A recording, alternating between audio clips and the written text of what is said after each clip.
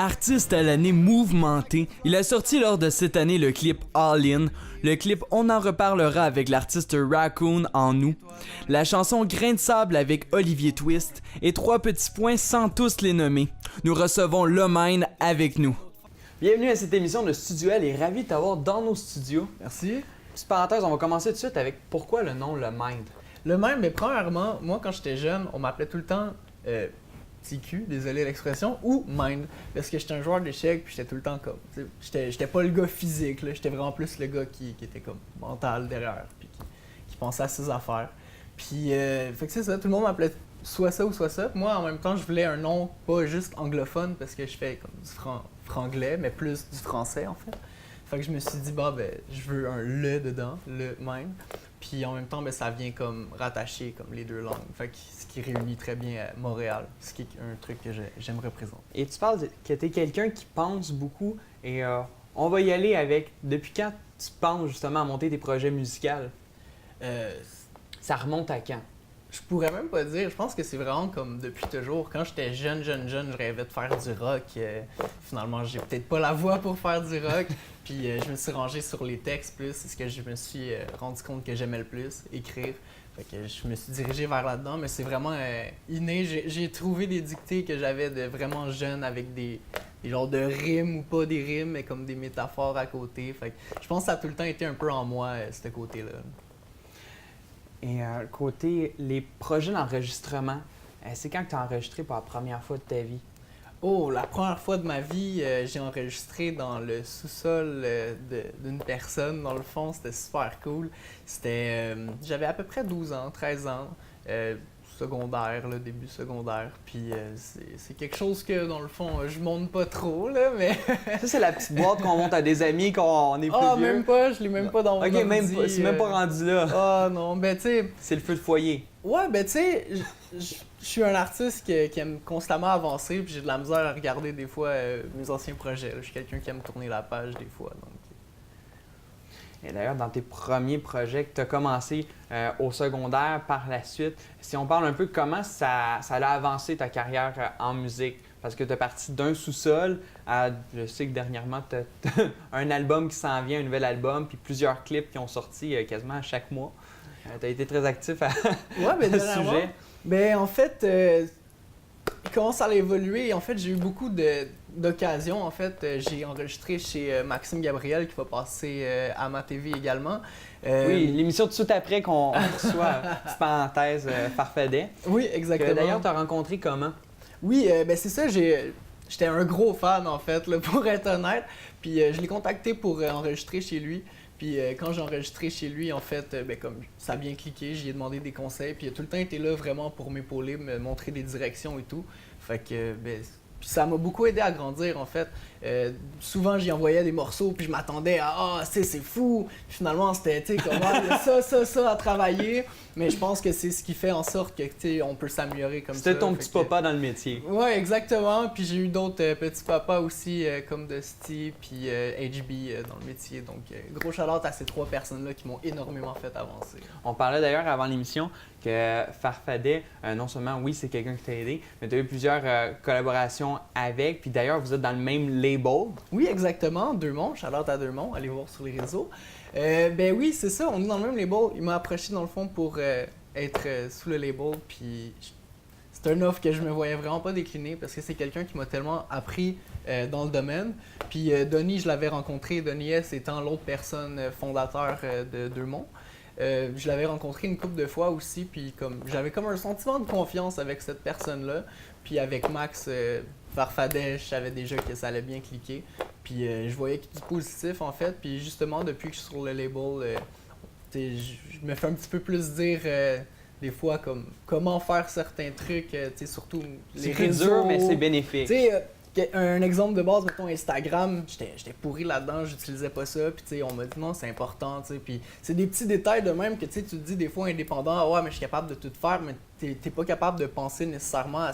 Tu penses comme un artiste, des fois, ça te prend une tête derrière pour, des fois, là, parce que quand on est un artiste, on se perd, puis on aime Fait que t'as ton petit côté manager, mais en même temps, ça divague un peu de temps en temps. Ouais, ben je fais tout le temps ce que j'aime. C'est pas, je vais faire beaucoup plus de chansons que je vais en sortir. C'est pas parce que je fais une chanson que je vais la faire. Des fois, je vais essayer des trucs plus acoustiques, comme Grain de sable, par exemple. Des fois, je vais faire des trucs plus trap-ish, comme on en reparlera avec Raccoon. Je vais vraiment y aller selon l'émotion du moment.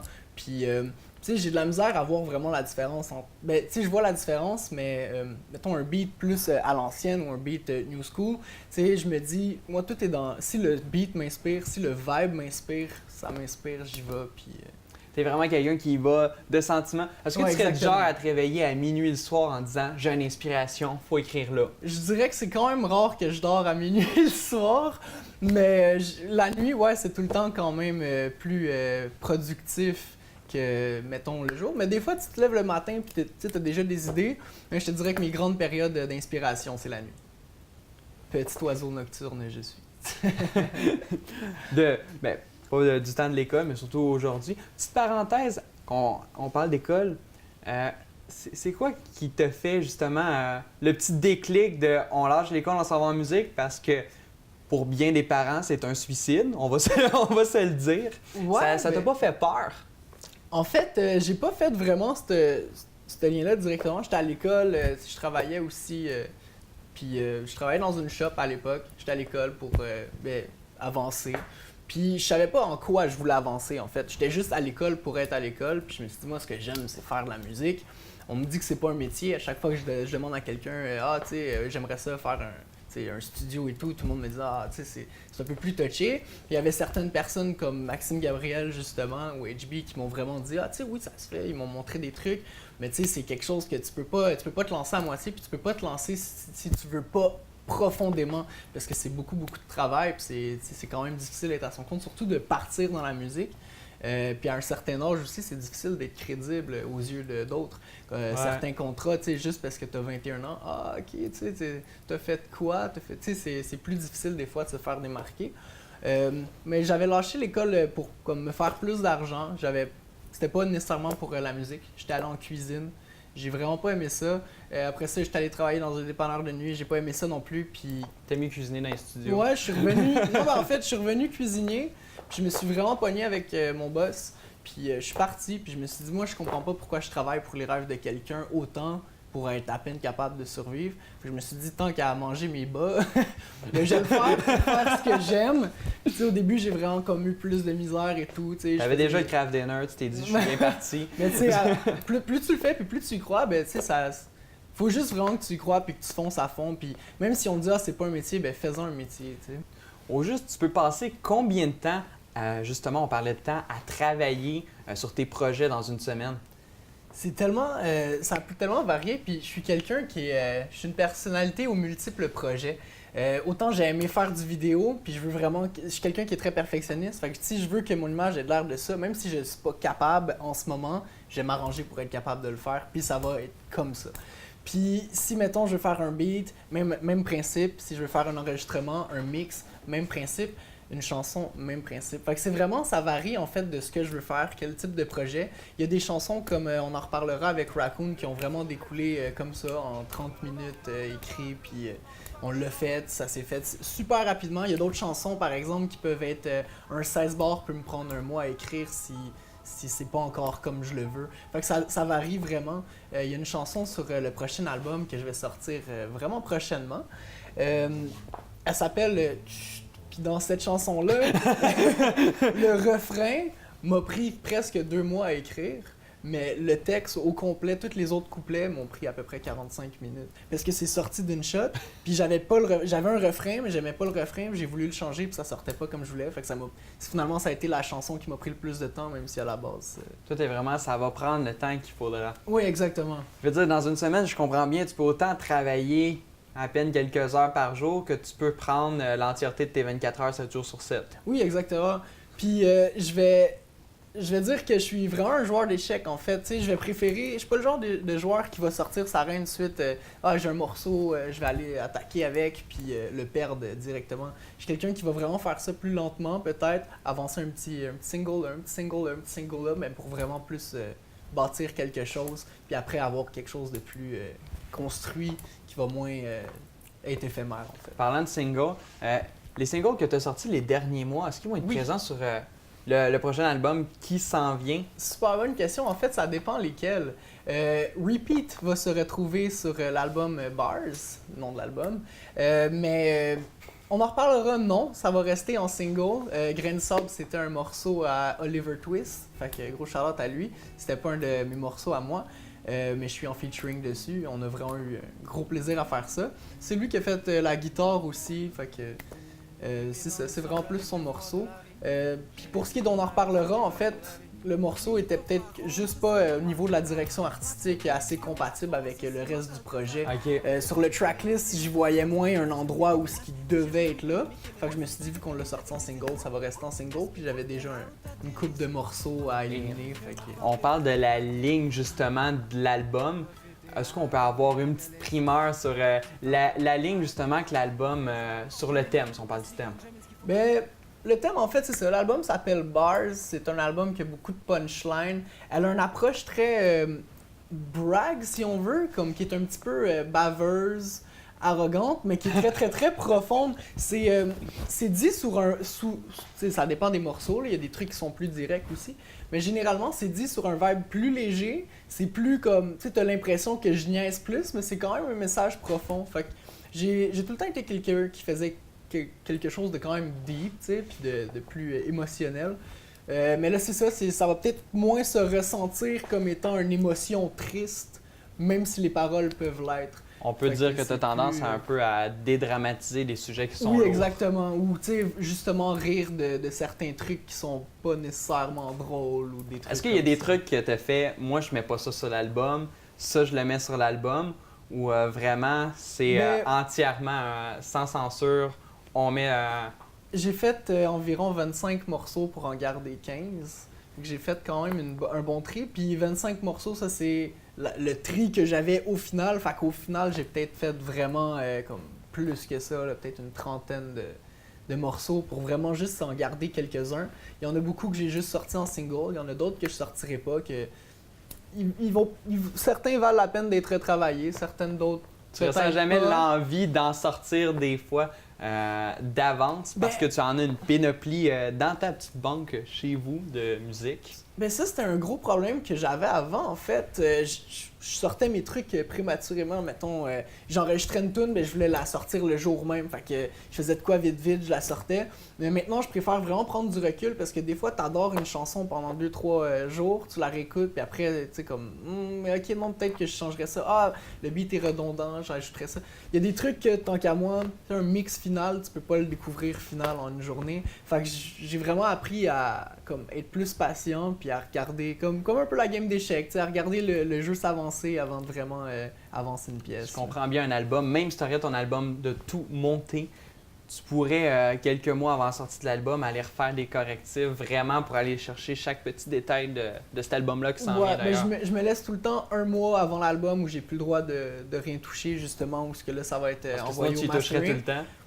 Ouais, ben, tu sais, les artistes, souvent, on n'est jamais satisfait, on sait qu'on peut toujours faire mieux, puis on veut évoluer, fait qu'on se dit on évolue, fait que les vieux morceaux, on a moins tendance à les aimer et tout.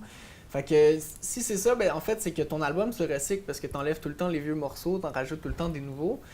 Faut juste apprendre que c'est pas nécessairement comme ça, puis je suis content d'avoir justement Deux-Monts, la production derrière moi, qui m'aide justement à me dire, tu sais, il y a des morceaux que j'étais comme, ah ça c'est trash, j'enlève ça, puis là, je me suis fait dire non, là, après ça, tu réécoutes, puis t'apprends à regarder la chanson d'une autre vision. Puis il y a d'autres trucs que j'étais comme, ah ça c'est wow, là, ça c'est fou, là, c'est malade. Je leur envoie ça, puis fait que là, ok, là, j'apprends à regarder d'une autre vision, puis je me dis, ah ok, ouais, je peux peut-être retravailler ça. Et justement, on parle c'est comme de retravailler, t'es présente à la production, mais quand tu montes ton album, ça arrive-tu des fois que ça te fait un petit peu mal de pas mettre une chanson un peu dans l'album? Ben, c'est que j'ai un label très, très, très compréhensif aussi. Si je tiens vraiment à sortir une tune, je peux leur en parler, puis je suis sûr qu'à la limite, on peut trouver un terrain d'entente. Tu sais, comme leur but non plus, c'est pas de m'empêcher de faire ce que j'aime, tu sais, au contraire.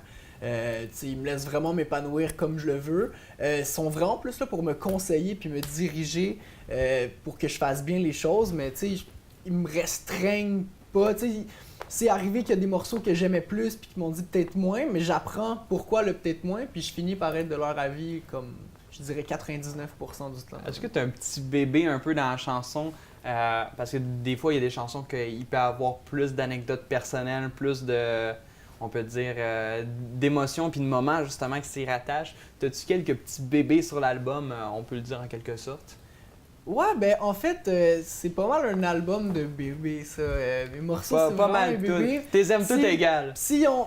Peut-être pas toutes égales. Tu sais, c'est sûr que comme les récentes, les deux dernières que j'ai enregistrées, tu sais, ça se trouve être mes deux préférées en ce moment. Quelle coïncidence, tu sais, je me dis...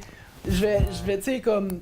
Ils ont toutes leur raison d'être là, ils ont toutes comme leur place. Fait que je me dis, c'est tous mes petits bébés. Ouais. C'est pas parce que mon enfant est plus laid que le frère que je l'aime moins. Puis si on revient à avant, d'ailleurs tu en as parlé 2 fois durant l'émission, puis on s'en est même parlé avant. De tes collaborations avec Raccoon, ça a donné, tu l'as rencontré comment? Ouais, ben en fait, c'était comme un ami de chilling, si on veut.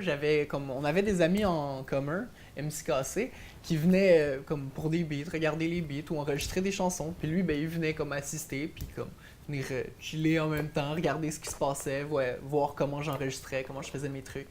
Puis, tu sais, on se voyait comme ça. Puis après ça, lui, il a fait un battle au Word Up, aux auditions Word Up, qui s'est fait quand même démarquer. Fait que quand Donnie m'a dit « Ah, tu sais, ça serait cool, tu pourrais faire un truc avec lui », puis que je suis allé voir c'est qui, j'ai fait genre « Ah, ben c'est... » Ouais, c'est quelqu'un que tu connais, une pierre d'un... Ouais, c'est ça. Tu l'as rencontré à l'école? Non, je l'ai rencontré justement par l'entremise de comme mes amis qui sont venus enregistrer. Fait qu'il y a une partie de tes contacts que oui, tu as eu du label, mais ça n'a pas été tous tes contacts. Il y a des contacts que tu avais déjà en chilling. Puis, est-ce que si je comprends bien, tu savais même pas nécessairement qu'est-ce qu'ils faisaient dans leur projet personnel. Juste tu chillais avec eux, puis à un moment donné, tu as fait Ah, il rappe pas pire, puis il y a des projets. Mais je l'avais vu comme sur Instagram, il poste souvent des petites vidéos. Tu sais, je savais comment il rappait et tout. Mais j'avais entendu comme les feats qu'il avait fait sur les albums de mes amis. J'avais pas entendu de projet de lui, ou d'album, ou de mixtape. Fait que je savais pas tant à quoi m'attendre, tu sais, parce que c'est... Tu sais, des fois tu fais un 16 bars, ben ça, c'est pas nécessairement représentatif à 100% de toi, parce qu'en 16 bars, t'es quand même limité sur ce que tu peux dire. Des fois, le sujet, si c'est un featuring, c'est pas nécessairement toi qui l'as choisi. Fait que, tu sais, d'avoir juste une collaboration, ça me permettait pas d'assez, tu sais, comme de voir l'artiste, ou les petites vidéos Instagram. Puis là, avec le Battles, il a vraiment affiché une image qui a comme démontré vraiment comme son style, comment... On parle des collaborations avec Raccoon. J'ai pu voir On s'en reparlera. Tu parlais que oui, il y en a eu plusieurs. Celle qui a attiré un peu plus mon attention, c'était On s'en reparlera. Et tu parlais d'ailleurs, ça a été chez toi. Non, en fait, ça n'a pas été tourné. Ben, ça a été enregistré chez moi. Le beat a été fait chez moi aussi. Mais ça n'a pas été filmé. Ça a été filmé dans le fond dans un Airbnb qu'on a loué à Montréal. Puis on a juste fait une soirée quand même très cool. On se passait la caméra, puis on prenait des takes. Puis on s'est dit... on avait déjà un plan de match. On avait déjà comme un semi-concept, mais c'était pas la toune qui amenait comme une histoire ou une cinématique de film. Fait qu'on s'est dit, on va vraiment y aller. Elle avait vraiment sa propre histoire sans nécessairement avoir une suite. Ouais, puis on voulait choquer aussi un petit peu. On s'est dit, ah, tu sais, comme... c'est ça la tendance, mais on va leur montrer comment bien la faire. Ça a vraiment été... C'était vraiment ça, on en parlera. Un petit côté de « on est là ». Ouais, ouais. Et justement, on parle de, justement, comme on est là. Est-ce que tu ressens des fois la compétition entre rappeurs dans le milieu de la musique, ou là-dessus, tu la ressens pas trop? C'est un milieu très, très, très, très compétitif, mais je pense pas que ça tend sa raison d'être. Tu sais, souvent... comme il y a des beatmakers, mettons, qui vont être plus comme ah, tu sais, c'est mes trucs. Moi, je suis du genre à, tu sais, justement, avec Maxime Gabriel, on va s'échanger des sons et tout, puis on se ramasse avec plein de sons. Fait que c'est sûr qu'anyway, personne n'a le même son dans son beat parce qu'on se ramasse avec une infinité de sons. Tu sais, je me dis, plus tu partages, c'est comme dans tout dans la vie. Tu sais, au soccer, t'as beau être le meilleur joueur de soccer, si tu joues tout le temps tout seul, jamais en équipe, tu seras jamais comme plus loin que ce que tu veux être. Tandis que, tu sais, je me dis, le meilleur joueur de soccer, c'est probablement un joueur qui fait des passes à tous ses équipiers, tu sais. Fait que c'est compétitif, mais tu sais, je me dis, la compétition, je préfère que comme mon entourage, que mon team, tu sais, comme, ait un hype que moi personnellement. Tu sais, moi, tant que je suis capable d'en vivre, puis tout, tant mieux, tu sais. Si, moi, mon seul but, en fait, c'est de vivre de ma musique, puis de vivre de mon rêve, puis de pas travailler pour le rêve de quelqu'un d'autre. Mais, tu sais, fait que, tu sais, à un certain point, il faut être compétitif, parce que sinon, tu sais, tu te démarques pas dans le métier. Mais en même temps, il faut pas trop l'être parce que c'est toute une question de partage. Je me dis, plus tu peux échanger avec les gens, mieux ça va être, puis plus tu vas grandir de ça. Et est-ce que des fois, tu as l'impression que le côté marketing, on peut dire, comment on pourrait le dire, dénature des fois le côté artistique? Parce que oui, évidemment, on crée sa musique et tout cela, mais on a tout un côté vente qui vient s'y rattacher pour justement en vivre. Comment tu vis avec cela? Ben, je suis pas le genre d'artiste qui va vraiment changer sa musique pour avoir un hype ou whatever, tu sais. Je vais suivre ce que moi, ça me tente de faire. Si j'entends un beat qui est très tendance puis qui m'inspire, je vais faire une chanson dessus. Si je fais un beat qui est comme plus acoustique, comme Grain de Sable, par exemple, ben, je vais embarquer dessus comme j'embarquais sur mes albums. D'ailleurs, tu nous parlais de polyvalence. Et on va faire une petite parenthèse avec ça. Quand tu parles de polyvalence, tu parlais d'ailleurs que tu avais ton petit studio d'enregistrement. Oui, exactement. Tu fais pas seulement chanter, tu écris aussi, tu enregistres tes propres affaires et justement, on parlait avant que tu as ta propre petite caméra puis tu tournes des fois tes propres clips.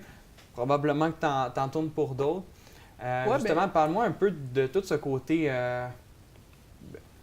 plus réaliste, si on peut se permettre de toucher un peu à tout. Le côté plus professionnel, métier. Tu sais, je fais beaucoup ma musique pour ma passion et tout, mais c'est pas nécessairement ce qui me rapporte le plus. Tu sais, j'ai un studio d'enregistrement, justement, je peux accueillir des clients. C'est le Mind Music Studio à Anjou. Fait que c'est ça, j'accueille des clients, je fais des beats sur mesure aussi, je fais un petit peu de tout.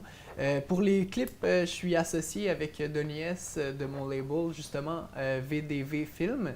Fait que c'est ça, on a une compagnie justement de visuels professionnels. T'as toi l'auto. Ouais, ben c'est ça. J'ai plusieurs branches. Je me dis, être un artiste, souvent, c'est dur de comme juste faire un truc. Je suis quelqu'un qui va aimer beaucoup composer, mais quand tu composes des lyriques, des paroles, ben, souvent t'aimes ça comme avoir un beat qui vient avec. Puis des fois, c'est dur de tout le temps comme dépendre de quelqu'un et tout. Fait que tu apprends à faire tes beats. Puis après, un moment donné, tu te dis, ah ben le studio. C'est vraiment venu graduel. Au début, je faisais juste des textes. Après, j'ai commencé à faire un peu des beats. Après, j'ai commencé à enregistrer un petit peu. Après, j'ai commencé à faire des vidéos. Fait que ça a été quand même vraiment plus graduel. Mais tu sais, je suis vraiment quelqu'un qui touche à tout puis très autodidacte. Fait que je vais aller regarder comme 3 heures de tutoriel s'il faut, comme par jour pendant une semaine pour faire un clip. Là. Fait que... Je comprends bien. Ton métier, c'est tes loisirs, ce qui veut dire probablement que tu dois être toujours en studio, dans les petits tutoriels, à regarder pour comment filmer le prochain vidéoclip, comment enregistrer, côté composition, écrire les chansons. Oui, ben c'est mes loisirs, mais c'est souvent aussi les loisirs d'autrui. En fait, tu sais, je travaille pour les gens s'ils viennent à mon studio. Si la personne, des fois, me dit « Ah, ben je veux comme un mix de telle façon. » Ben, tu sais, je lui fais de telle façon. Fait que, tu sais, des fois, oui, c'est très loisir. Des fois, tu sais, je le fais avec des amis, puis c'est super cool. Des fois, c'est plus aussi professionnel. Puis, je fais des trames sonores aussi pour comme, des productions. C'est vraiment de garder plusieurs cordes à ton arc. Ouais, ben je me dis que le domaine artistique, c'est tellement quelque chose qui est, tu sais, plus ou moins stable. Fait que j'aime ça comme quand il y a quelque chose qui va un petit peu moins bien, avoir quelque chose d'autre pour justement être capable d'en vivre puis de garder une certaine stabilité. Je fais aussi de la figurance sur certains plateaux avec les agences Emalio. Fait que tu sais, comme quand j'en fais rarement, mais quand là, ça commence à moins rouler au studio, ben là je peux, ok. Si je comprends bien, pour justement t'assurer une stabilité dans tout ce milieu-là, tu t'arranges pour être le plus polyvalent possible. D'ailleurs, ce que je pense qui est de plus en plus l'avenir dans le milieu artistique. Et parlons d'avenir, comment tu le vois justement, les réseaux sociaux, les plateformes iTunes, Spotify et tout le milieu qui est de plus en plus changeant et que tout le monde fait plusieurs travails parce que toi, tu le vis justement parce que tu as à temps plein dans ton milieu. Comment tu vis avec cela? Ben, je dirais sur le coup... tu sais, j'étais un collectionneur d'albums. Moi, j'ai quand même eu un choc quand les nouvelles autos avaient plus de lecteur CD. Je me suis acheté un Mac, j'avais plus de lecteur CD. Tu sais, que tout soit rendu comme virtuel. Puis, tu sais, je sortais un album, moi, je voulais que mon album soit physique. Il n'y avait pas question que mon album soit juste sur un cellulaire ou qui n'existe pas, en fait. T'sais. Mais, en fait, c'est que c'est... je me dis, si tu es dans l'océan, puis qu'il y a une vague, puis que tu essaies de nager à contre-courant, tu beau être le meilleur nageur du monde, tu n'iras pas au même rythme que si tu surfes sur la vague. Puis il faut pas que tu te laisses emporter dans la vague non plus. Il faut juste que tu la maîtrises, puis que tu te laisses pas comme noyer dedans. On parle d'ailleurs des plateformes. Il reste quelques minutes à l'émission. Alors, si c'est possible de dire au public qui nous écoute à la maison, d'ailleurs, par où on pourrait acheter ton prochain album, puis où nous pourrons le retrouver? Oui, fait que le prochain album, Bars, va être disponible sur Spotify, iTunes, Google Play, Amazon, toutes les plateformes en fait, sur les internets et les surfaces numériques. J'ai peut-être dans l'idée de m'en faire des copies physiques personnelles. Version limitée probablement. Très, très, très limitées qui seront probablement juste avec, mettons, le lancement ou quelques comme... Des petits trucs comme ça. Je suis encore en train de penser à ça. Je suis encore en train de placer mes... On va tout de suite le lancement. Il n'y a pas beaucoup d'albums. Fait qu'il faudra se rendre à ton lancement d'album pour avoir les quelques éditions limitées pour avoir les CD. C'est encore à voir. C'est encore à voir. Ah, il y aurait peut-être des possibilités pour les magasins, si je comprends bien. Je veux laisser le lancement quand même très mystérieux jusqu'à son annoncement. Que je vais teaser les gens un petit peu avec ça. Mais oui, exactement. Il va y avoir des surprises au lancement. Eh bien, on te suivra énormément sur les réseaux sociaux. Merci énormément pour cette entrevue. Pour notre part, on se retrouve pour une prochaine émission de Studio L et on remercie toute l'équipe pour cette belle émission.